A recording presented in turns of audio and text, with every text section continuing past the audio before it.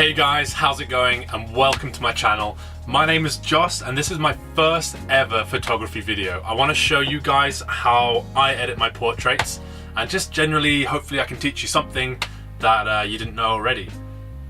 So right now I'm in my camper van. Me and my girlfriend, we converted this. We've just finished a 10-month stint in it when we drove across Canada, down San Diego, and added an extra 30,000 kilometers to the van. So we're back at home now. So now I get unlimited power. I can edit endlessly. So yeah, let's jump straight into it. Okay guys, we're in the computer and we're gonna head over to Lightroom. And these pictures you can see we're at the pub back at Big White, which is it's a ski resort that we worked at over the winter.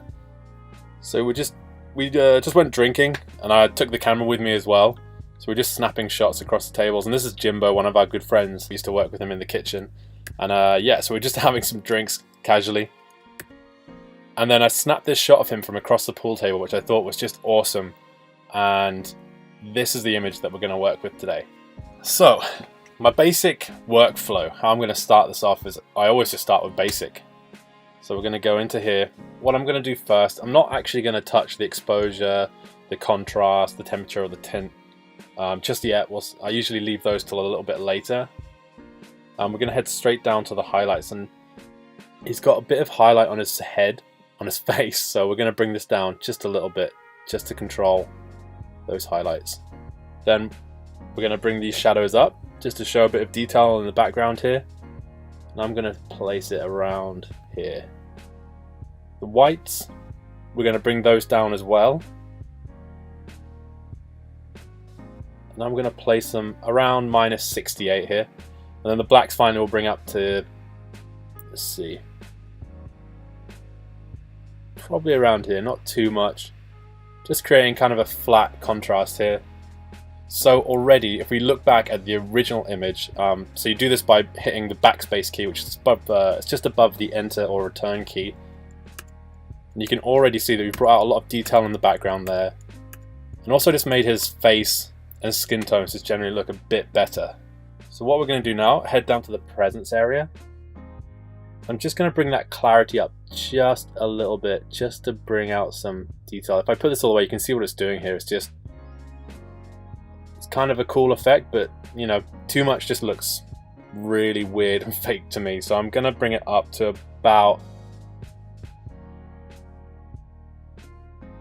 here. I think it's good. I always leave the vibrance and the saturation until after I've done the rest of the effects, because I want to get all the colors and all the tones just right, and then I can do that later. So what we're going to do is we're going to skip this area for now and head straight down to the tone curve. Now the tone curve, I didn't know this when I first started editing, but this tone curve is so powerful. But when I first started, I didn't really know what I was doing, and I'd moved the sliders so much that it just looked so ridiculous. So it's all about subtlety with the tone curve, I found. What this represents here right now is kind of the contrast. So down in the bottom half here we have the shadows, and at this end of the graph we have the highlights, and then this line here basically represents the amplitude. So if you want to amplify something or attenuate some tones, you can do this through the tone curve. So what we're going to do first, just to add a real nice professional looking image, is just put some spots on each quarter. You've already got your ones at the end. We're just going to bring up the blacks here, and you can see if I push it really far, you can see what it's doing here. It's bringing the amplitude of the blacks, and if I push it really far, it's going to bring up so much it's going to go white and go inverted and all weird. So what we're going to do, we don't want to push it that far. We're going to bring it up a little way, probably halfway up this first square, and then if I crush them, which means moving it up like this, you kind of bring just a little bit of that blackness back again. So we're not going to go all the way, but we're going to go just a little bit in here, just to keep a bit of that contrast, but also giving a nice kind of hazy look to it. Then we're going to do the same thing with the highlights here. So we're just going to drag this down. I'll push it really far so you can see what that does as well. It'll bring the highlights down, so you can see now his forehead is starting to go black. So obviously we don't want to go that far. We're just going to pull it down a little way. So it's going to make those highlights, instead of being white, it's going to bring them down more to a kind of grey color, which just keeps a bit of definition in his face area and on the top of the balls around here. So what we'll do now, I will go into the channels later.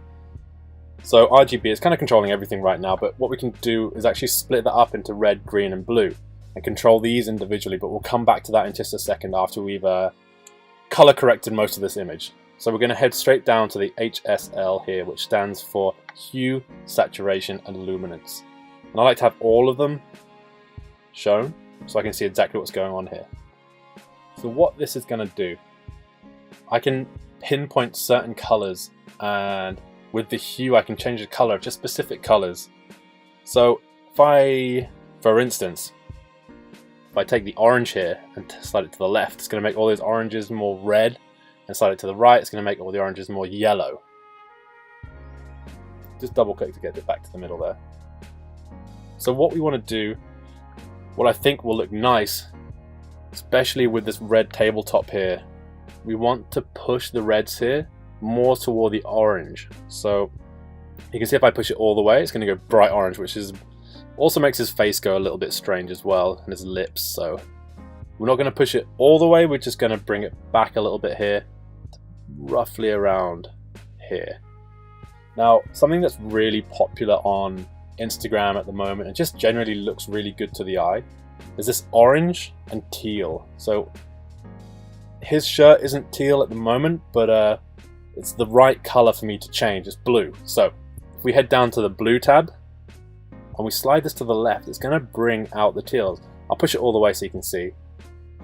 And this is something that's very popular right now, this kind of color contrast. It's very appealing. So I'm not going to push it all the way, I'm going to bring the slider up, so I don't want it to look fake. I try not to push my sliders all the way ever, just because you're losing so much detail. You're pushing it so far away from the original that you kind of distort the image a little bit, and it can bring out the you can get a bit of a pixelation going on. It just doesn't look good. So we're going to keep it closer to the original than all the way. And I think really that's good. I'm happy with how it's looking so far. But maybe we can just bring out a little bit more blue down in the saturation area here, and we're just going to push that up. Not all the way, just a little bit, just to bring out a bit of that shirt. And I like where the shirt is right now, but it's also looking just a little bit too dark for me. So in the final group of sliders here, this is your luminance. So this is how bright it is. So you go from really dark on one side to really light on the other. So we're going to go down, pinpoint that blue, and we're going to push this up. So you can see if I push it all the way, it makes it really nice and bright, but we don't want to go all the way. We're just going to go up to about here. I think that looks really good. Alright, and I think we're pretty much there in that area. So if we take another look by hitting that backslash key, we've already put a big impact on this image, but we're not done yet. We're going to go further down here. I haven't really touched on split toning yet. It's still something that I'm learning, so we're going to skip this. We're going to go down to detail. But something that I've been loving recently is using sharpening. I've been really learning how to use this in my favor. I think it's really powerful. We can bring out a lot of detail in his hair and also his mustache that you didn't think that you really could. So what I'm going to do for this is I like to zoom into a 2:1 ratio, which you can choose up here on the left. And we're just going to leave it around here because this is where most of the detail is happening, all this hair here, which you can see is a little bit soft. So we're going to head to the sharpening, and you can see if I push it all the way, it's no good, because now we're starting to get artifacts in the image here. We've distorted it, we've pushed it too far. So we're going to step it back a bit, and I think probably around there is perfect. Still a little bit of distortion in the image, but not too much. We can sort that out with the noise reduction later. Now radius, we're going to change this. I'm not actually sure what this does, but I know when it looks good. So you can see there's kind of a sweet spot. To the left it's a bit soft, and if I push it to the right, his hair is also soft. I mean, if I zoom in for this, I'm looking at this area just here on his hair. If I slide it from the left, keep your eyes on the area of his hair, slide it to the middle, we're getting sharp, but if I slide it all the way, it's getting soft again. So we're going to find that sweet spot in the middle, which is around here, I'd say, probably on the 2 mark. Next, we're going to be on the detail. So this is where we can bring out a bit more sharpness with this. You can see if I slide it all the way to the left, it's soft. I'm looking at that same area of hair again, and slide it all the way to the right. You can see it again, sliding it all the way to the right brings out artifacts all over the place. So we're going to take that down a bit. We're going to bring the detail down to around, let's see where it looks good. About here looks good. Alright, so we've got a good sharpness, looks nice, but now we need to bring up some noise reduction because we do have some artifacts around the eyebrows here, and just in general all over the place. We're just going to try and smooth this out. Now you don't want to push this guy too far either, because if you push it all the way you can see it starts to look kind of cartoony and washed out and just fake and no good. So we're going to bring this. I never tend to really go over halfway with this guy, so I'm going to just leave this around the 32 mark here, where I think it looks. It's a nice balance between smooth and, you know, original. The detail here, I mean, if I show you what it does left to right, left is going to bring out, it's going to take away some detail. All the way to the right, it's going to put a lot more in. But for me, I think it looks just pretty nice, just right in the middle there, to be honest. And that's it. So if I show you the before and after of this, so this is, to show you the before and after, you just go to the top of the tabs and you've got these switches on the left hand side here. And if I toggle this on and off, so this is on, now it's off, you can see it's just made it so much sharper. So this is so soft. And then on, you just bring out so much detail. And to be honest, in Instagram, you're not really going to see that because it's so zoomed out. But let's say you wanted to print it out, blow it up, it's going to be very noticeable. If I toggle it off, you see, like in this image, you don't even really see the difference. On, off, on, off. It's minimal. But when it's big, it's so much difference. Alright, so after this, we're going to head down further, because I think I'm pretty much done with the detail tab here. Further down, we've got lens correction, which I don't think we need. I think it looks pretty fine. Transform, I never use this. So, effects, I am going to put some vignetting in, but I'm not going to do it via this tab. So, I'll explain that a little bit later to you.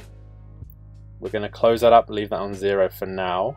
And yeah, so what I'm going to do now, I'm pretty much done with all the different things. So my workflow is always work from the top down to the bottom, but leaving out that saturation for later. What we're going to do now is something that I just learned recently, but it really makes such a difference to an image. We're going to zoom in on Jimbo's pretty little face here. And we're going to bring up the exposure of his eyes, just to bring a bit more definition, a bit more personality to this image. So we're going to head on to the radial filter here. So what I do here is all you have to do is just click and drag, and that's going to create your circle. Now, I don't know why, I see in a lot of tutorials, when people click and drag, this area is the affected area, but for some reason mine's always inverted. So the affected area right now is on the outside of the circle. And I have to always go down to here and click the invert. If anyone knows why it always does that, it'd be great if I could just flick that to invert all the time, default. If you do know, let me know in the comments, that'd be great. But what we're going to do is we're just going to fit this circle to fit his eyeball. We're just going to get that right on there. So what we do now, just to bring a bit more personality, is going to push the exposure up. So you can see if I push it really far, it's really weird and kind of creepy, Terminator style. So we don't want to bring it up too high. We're just going to pump it up to about here. Now, there's really not much light on his eye, so it is still quite dark, but it just brings out a tiny bit of that brown in his eye. So I'm going to do this again, and a really easy way, instead of dragging, because mine's always that way around with the invert, a really easy way to get another one already inverted is to right click and hit duplicate, and then just click and drag it across. So now you've got two, one's still here and one's across here now. So this eye was in the shade a little bit more, it doesn't have too much light on it, so we're going to pump this one just a little bit higher, just to be on par with the left eye here. So we're just, not even much, just a tiny bit, just to bring out, just match the bottom of the brown eye there. And that looks good. So you can see, if I scroll down to the bottom of this area now, I toggle this on and off, you can see it just brings out a little bit more brown in his eyes, which just looks great. Now, there's one more thing that is bothering me about Jimbo's face. Jimbo, you're a beautiful guy, but there's just one more thing. I'm gonna flip across over here to the spot removal tool. And the thing that is annoying me is this flare in his eye, but it's not in this eye, and it's throwing me off. So what I'm gonna do is I'm gonna bring this flare to this eye very easily by clicking with the spot removal tool in the same area. So you can see it's just over the pupil. Boom, and then we're going to drag the area that's going to replace it, and we're just going to put it over the flare here. So you can see we've got the flare on that side now as well. And it just brings a bit more uniformity to the image. I don't know if that's a word, but a bit more, just brings a bit more, yeah, I'm going to go with it. Uniformity brings a little bit more of that. So now you can see Jimbo's looking really pretty. The eyes just match a little bit better. They're a bit brighter. You can see into his soul just a little bit better. Now that I've kind of got the image the way that I like it, I'm liking what's happening right now. I'm gonna crop it. I want Jimbo to be the main subject. I want to be zoomed in on him. So what we're gonna do here, I'm really loving the 1:1 crop portraits at the moment. So we're just gonna do that. Also, we can get rid of this guy who's standing over here drinking a pint. So we're just going to bring it down. I want Jimbo to be the subject. And I want him to be in the middle. Now, a handy little tip that I've just found out. If you want to truly center someone, because you can guess it kind of like this. Like, oh, is it in the middle? Is it not? I've kind of got it between the two lines here. A really easy way to just get it smack bang in the middle is by hitting Y, which is your before and your after.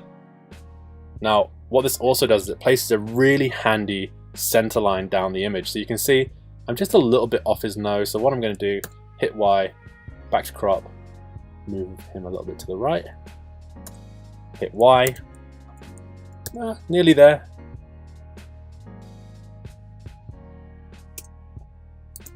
A little bit too much now this time, but you get the picture.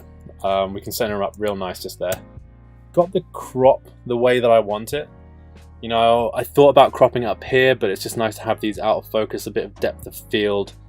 But I can now start to see some purple in this ball down here that I want to get rid of.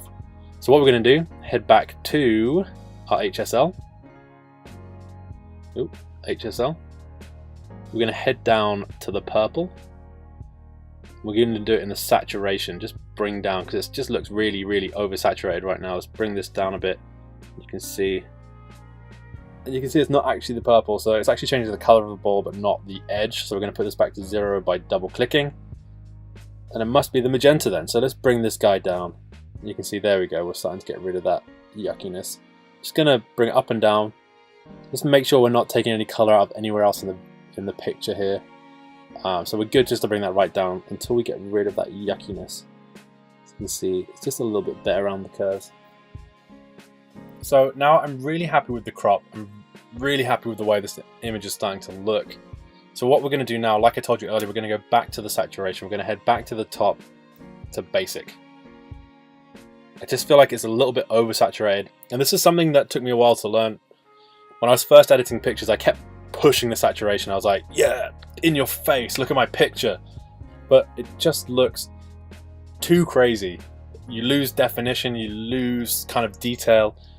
And it just looks less professional. What I've learned recently is if I pull this to the left and bring that saturation down, we can actually make it look a bit more kind of old school, bit more kind of just worn, bit of a patina to it. Now we're going to head back down to the tone curve like I told you, and we're going to go into the channels here this time. So I'm going to head into the red. And with the red, I'm not really going to do much. I'm going to put the points on the quarters again. And I think I'm just going to push some red into that orange. So just subtlety is key here. I'm only going to push it a tiny little bit. I know it seems ridiculous to not do it more, but honestly, subtlety is key here. We're also going to do this in the kind of shadows here, so you can see in the background and his hair a little bit. We're also just going to push this up just a tad, just to bring out some more red. Look a little bit warmer. And then we're going to head over to the green. Now I'm going to do the points again on the quarters. Sometimes when you click, you can actually get this off like this, you see what I mean? So sometimes you just got to make sure when you click, you do line that back up again so it's straight. I want to bring some green into the shadows here, so if I pump this up, you can see too much. We're going to do a tiny bit, just a real little bit, just to bring away some of that purple. Okay, I think that's good. Subtlety. Now we're going to go down to the blue. And this time, feeling a bit crazy, I'm not going to put any points on. I'm going to bring some blue into the shadows. Just a little bit again. And then I'm going to bring the highlights down. So what it's going to do is going to affect the whole range a bit. You can see if I bring this down, it gets warmer. So we just want to add a bit of warmth across the board here. We're probably just going to bring it down to about here. And now it's kind of starting to look a lot like an old kind of analog picture to me. You look, if I turn this on and off, it's making a huge difference. You think it's subtle and it's not doing anything, but the before and after, you can see it's doing a lot. The before, quite high contrast, before, and then after it's just looking warm, washed out, and also just a little bit more professional. Now, we're getting to the end of the edit right now, but there is one more thing I want to do. I want to put more focus onto his face. So like I was telling you earlier how I was not going to do anything with the vignetting preset at the bottom there, I'm going to do it myself. We're going to do that with the graduated filters here, which is this button just here. And with this guy, similar to the radials, you just click and drag. You can see one side is going to be affected and one side is going to be left unaffected. I'm going to show you if I push it down, we want to bring it down a bit because we want to basically make our own vignette here. If I bring it all the way, you can see it's just too much. So we just want it to be very subtle again. Just draw your eye up to Jimbo because he's so pretty. And then go move this up just a little bit, put on the ball here. You can see with the before and after, we're just bringing your eye, the viewer's eye, up towards Jimbo. Just really emphasizing that he is the subject. Then we're going to add another one to the left here. I'm going to drag this guy out. And I want it to be quite washed out. If you have it quite close together, it's going to be a very distinct line. If I pull this down, you can see. And if I drag this out, you're just going to make it be feathered a lot more. So a longer fade, let's call it that. So what we're going to do is bring this guy right over. I want it to be quite faded out. I don't want it to be too distinct. I'm going to bring it to about here. And then obviously we're not going to have it down at -4. We're going to bring this guy up. We're going to put this a bit less than the bottom one there because we don't want to make them too dark. So I think around here is good.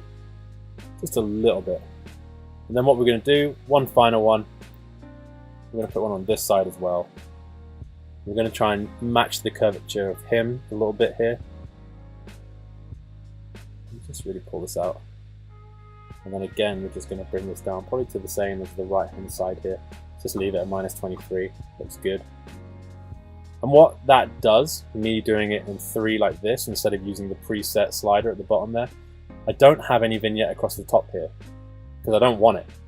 It'll kind of start masking his head, and that we just don't want that. We want him to be the subject. So we've kind of created this nice little cradle of blackness for him, I guess you could say. So yeah, we'll take a look at the before and after with the graduated filters. So you can see if I take this off, kind of distracted a little bit by the balls down here. And if I put it on, you can see it just brings your attention a bit more to him. So I think that might be it. We're going to turn these off so the spots go away. And yeah, I think we're there. The image is looking really great. It's got a nice kind of rustic feel to it.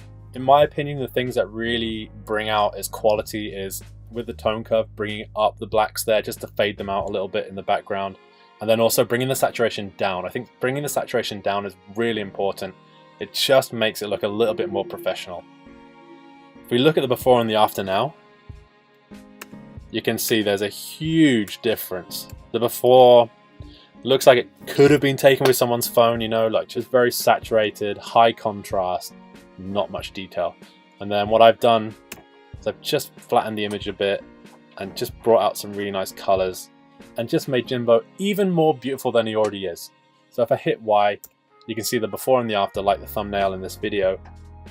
And yeah, I'm really happy with it. I think this is a great image. So that's it, guys. Jimbo is looking really pretty. He was always really pretty, but now he looks even prettier. Thank you for watching the video. I hope that you could have learned something from that edit.